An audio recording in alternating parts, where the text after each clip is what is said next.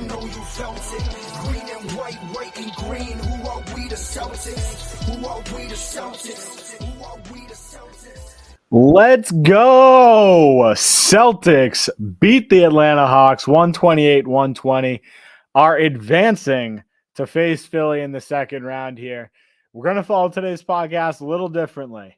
Instead of going through some of the positives, some of the negatives, we're going to talk real quick. I'm going to say one word about the negatives, and then we'll dive into player of the game. We'll run through all the positives and talk about Philly here.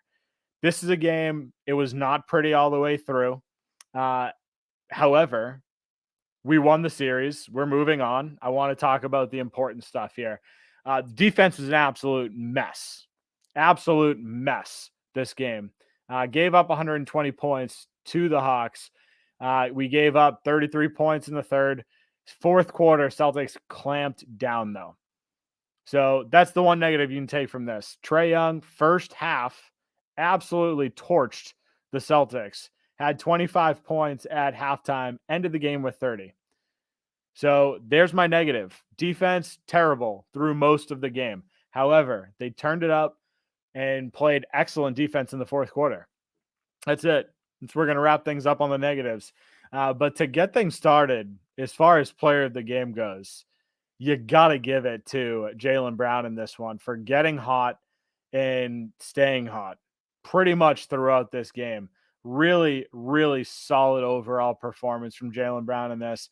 And you can't take much away from Jason Tatum either. He also had an incredible game, a couple of huge defensive plays down the stretch as well. But Jaylen Brown, when the Celtics really desperately needed buckets late in this one, it was Jaylen Brown that came up huge. And when you talk about pace of play, we've talked about that all series long, about pace of play being the most important thing. Jaylen Brown must have had 15 of his 32 points in transition tonight. The guy was just attacking over and over and over. And this is the way that he needs to play. It's the way that he needs to play. But you look at just an efficient game. 32 points, 5 rebounds, 2 assists, a block, only 2 turnovers in this one. This was a really, really good game for the Celtics as far as turnovers go. But Jaylen Brown, 13 of 25 from the field, 6 of 8 from 3. 6 of 8. So the guy was just super impressive tonight. And he came up with a couple of huge, huge shots. You know, the biggest shot of the game, we'll give Marcus Smart some credit for it. He hit that 3 with a minute 31 left. They put the Celtics up 124-116.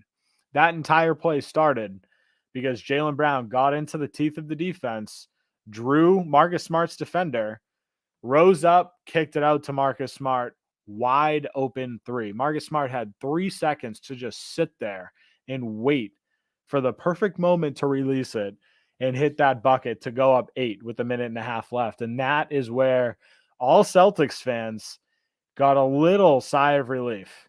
They got to breathe for a little bit because this Celtics game kept me on the edge of my seat the entire time. But Jaylen Brown, he hit the big 3 to tie the game at 113. Monster block right after that. And then a couple plays later, he has this huge play that gets Marcus Smart a wide open 3. He stepped up in a massive moment and came up clutch. He came up clutch. People want to talk about, Jimmy Butler being that dog and the Celtics needing a guy like that. I'm not saying this is the same performance as what Jimmy Butler did against the Bucks to wrap things up with his 56 points, because it's not. But this is a really, really solid performance that Jaylen Brown played really well throughout the entire game with. Really well. And then you've got his running mate, Jason Tatum. This is a really good game from Tatum as well. I've given Tatum a lot of crap through a lot of this series because I thought the shot selection was horrible. And this wasn't a game where I think the shot selection was great by any means. He still took 10 threes on the night, but he hit 4 of them, 40%. Solid numbers. 11 of 20. So again, you're looking at the way he's shooting. He was 7 of 10 from inside the arc. It's still very clearly the better option, yet he's continuing to take more threes. So again, I don't want to talk too much of the negatives because I thought Jason Tatum really played a phenomenal game. Phenomenal game. And one of the biggest defensive plays was Jason Tatum blocking John Collins down at the rim. Bogdanovich gets 3 free throws after a tough foul call on Al Horford. It definitely was a foul call, but you don't like to see that in the situation. So Bogdanovich heads to the free throw line, misses the first one, hits the second one, misses the third. John Collins gets the rebound and goes up with it. Jason Tatum blocks the hell out of him with 19 seconds left and really preserved this Celtics lead, because that would have been a really tough spot if that were, say, a foul instead of a block. Suddenly, that's a 3-point play. This Hawks team is right in this game. So Tatum stepped up, played a huge role on the defensive end, had 2 blocks in this one. But he was this is another game where he almost had a 30-point triple-double. 30 points, 14 rebounds, 7 assists, a steal, 2 blocks, 0. I repeat, 0 turnovers. And one of the things that Jason Tatum did significantly better at with today was, I don't know if avoiding the double is the right play, but playing out of the double, right? He got doubled almost every time he got the ball, and he made the right play 9 times out of 10. Did he have a couple of plays where passes could have been more crisp that could have actually led to points? Sure. But that's nitpicking. Jason Tatum, really solid performance through and through at this one as well. And he kind of picked up when it mattered. He had a monster third quarter, good fourth quarter, and this is after a game where him and JB were basically, non-existent down the stretch. So both of the Jays put together a phenomenal performance to close this game out, win the series 4-2. So really just overall impressive game from the two of them.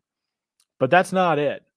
We saw really good performances from a couple of guys in this one. Marcus Smart right up there with him. 22 points, 4 rebounds, 4 assists, a steal, only 2 turnovers. Again, as a team, the Celtics crushed it. 7 turnovers as a team. Really, really good performance. But Marcus Smart, 6 of 12 from the field, 2 of 5 from 3, 8 of 9 from the free throw line. He was like the only one that was super aggressive getting to the rim and getting to the free throw line, I should say. Jaylen Brown was very aggressive getting to the rim. He didn't get a single free throw attempt in this game. Marcus Smart went there and he hit it at a high clip. Really solid performance. And honestly, for Marcus Smart, he started this game like the best player on the court. He had 7 points, 2 rebounds, 2 assists, and a steal in the first 2.5 minutes of this game.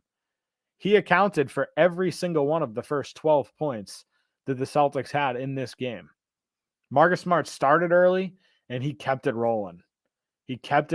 But the biggest performance came in the fourth quarter for him. Like huge performance from Marcus Smart in this one. 7 points in that fourth quarter. Some of them coming up in huge moments. He missed back-to-back threes.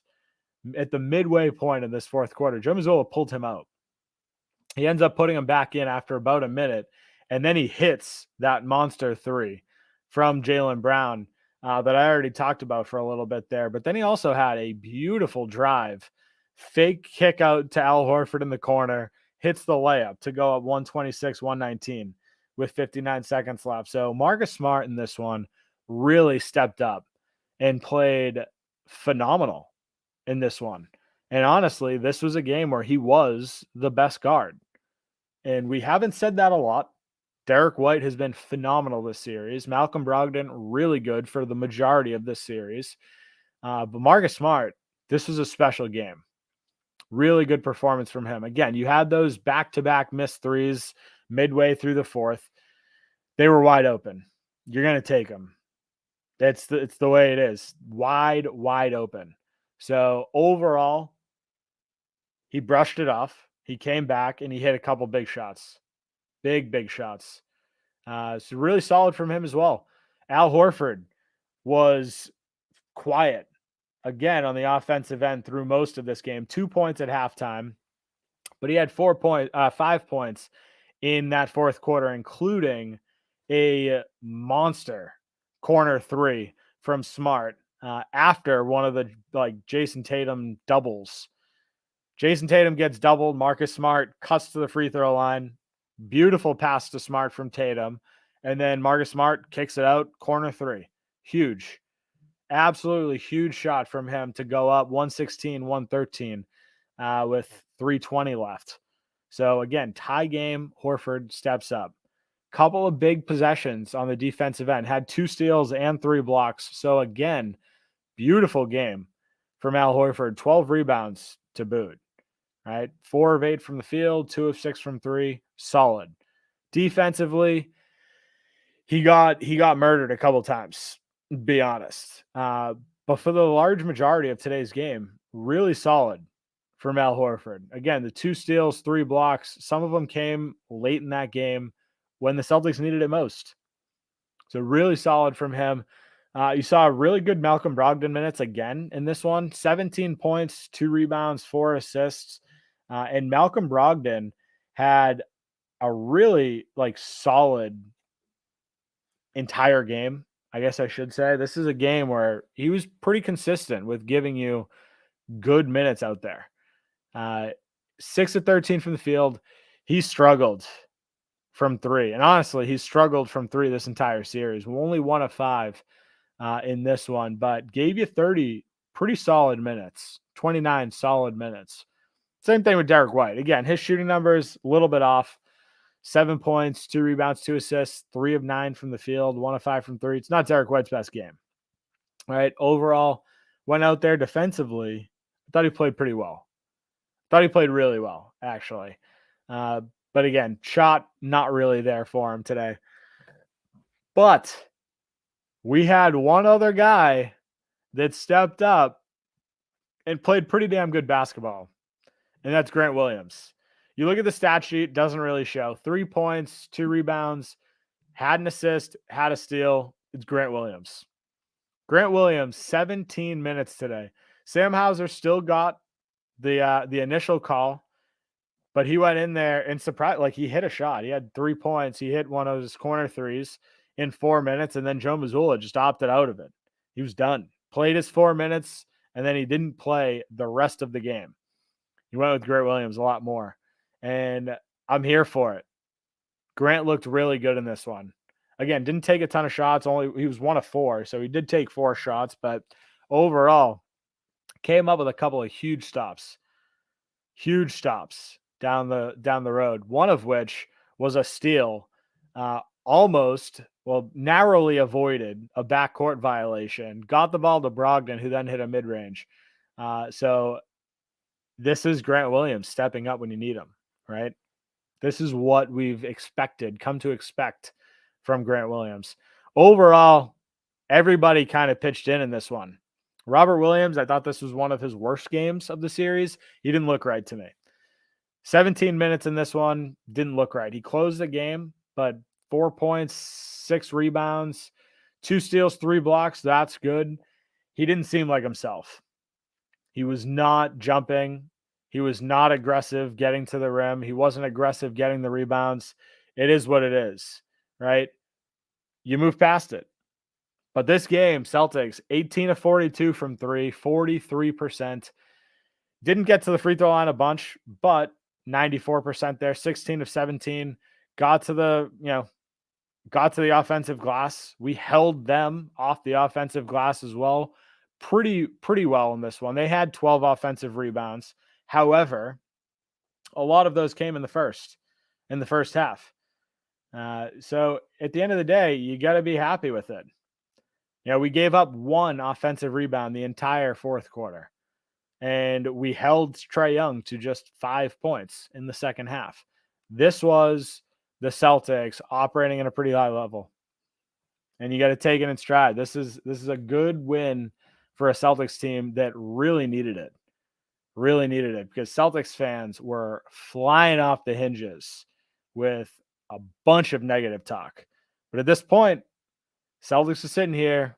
We win the series. The Bucks lost. So we officially have home court advantage through the remainder of the playoffs as long as we stay here. And that could bode well for the Celtics. I do want to talk about this Philly series. Before we dive into that, I want to take a quick break for a word from our sponsors.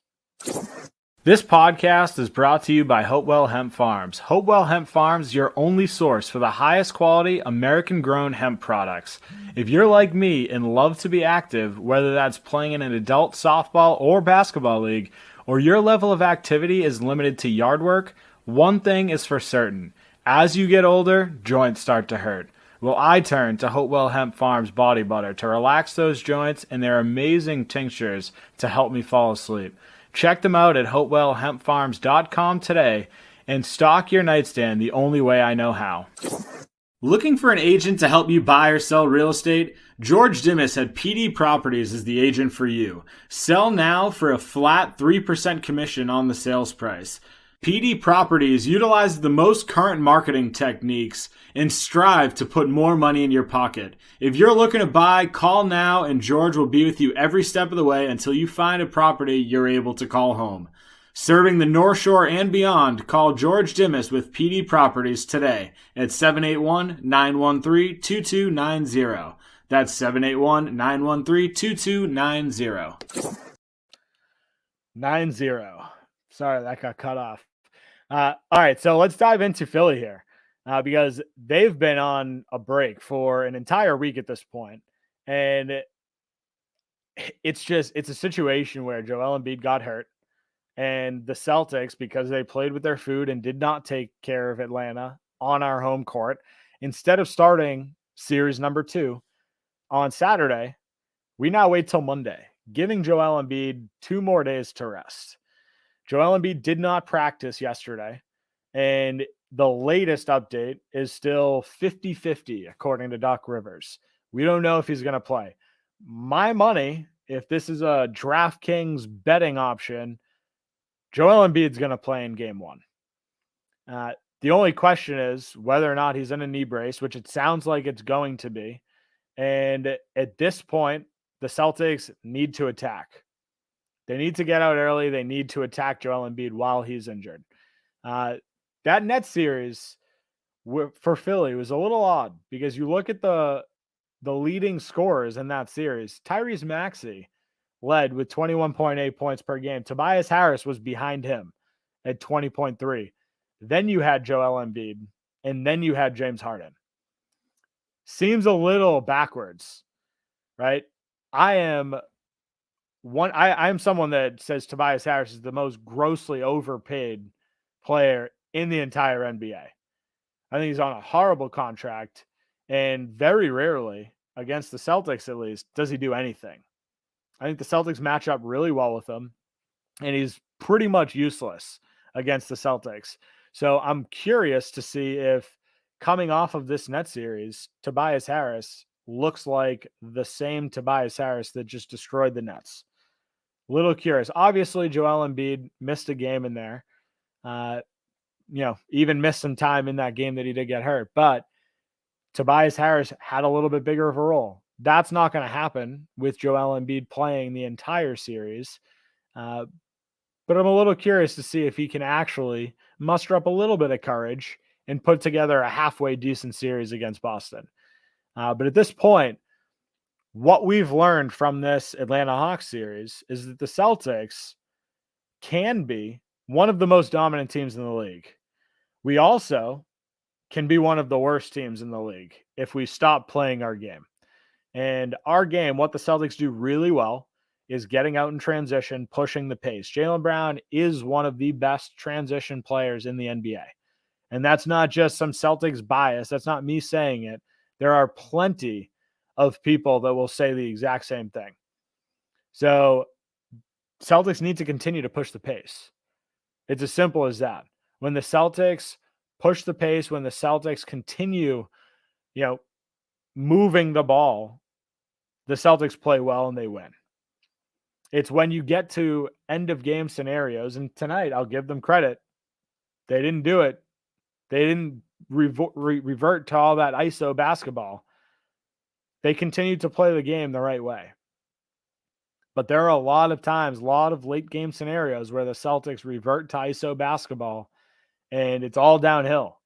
So if the Celtics stick to their game plan, push the ball, move the ball, get into the lane, and push out for threes, they can win this series. We've played Philly a bunch, right? And we have their number. We know that we need to let Joel Embiid do his thing and stop everyone else. That's the game plan. Every time you play Philly, let Joel Embiid cook, shut down everyone else. Maybe that's the reason Tobias Harris never does anything against us, because that's the game plan. But at this point, the Celtics do not have as much rest as Philly, which hurts. And not that it would have been a situation where we would have had as much rest, because, anytime a team sweeps, you're going to have a lot of rest. The Celtics also had a weird schedule where they had 2 days off in between the first couple of games. So it pushed our series out anyway. I don't know if the league just assumed that Boston was going to sweep this series, because I think a lot of people assumed that was going to be the case. Didn't happen. So they put in a couple extra rest days for the Celtics in between the games, and then we kind of screwed ourselves. Pushed this off. Joel Embiid and the 76ers have a ton of time to rest, recoup, and the Celtics don't. At this point, though, Celtics got a couple days off, right?